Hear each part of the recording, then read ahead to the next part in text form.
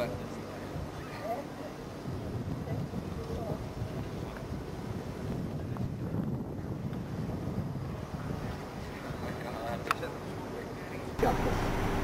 ulosmarssi oli todella mukava yllätys. En osannut yhtään odottaa.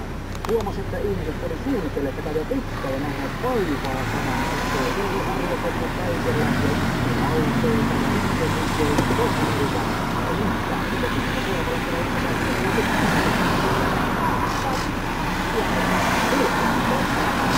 ja hienoa, kun se tuli näyttää kerrasta tunteita.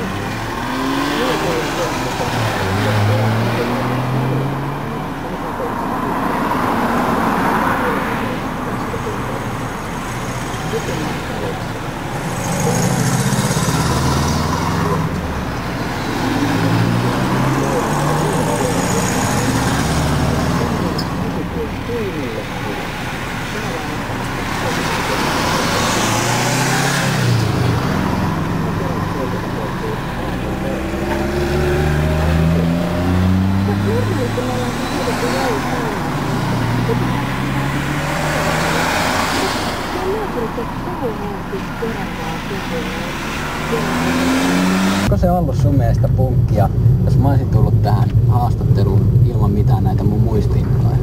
Ei, se olisi ollut ainoastaan laiskuutta ja tyhmyyttä. Niin se on, mä ajattelinkin.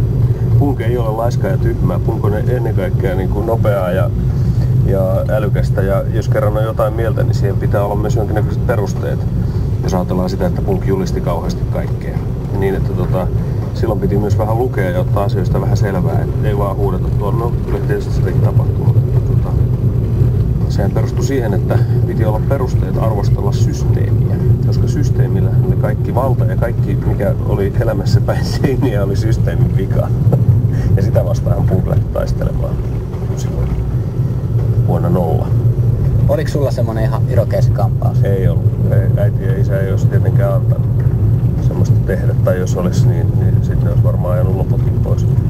No jälleen kerran tämäkin asia on semmonen, että ei ulkonäöllä tehdä punkkia tai tämmöistä.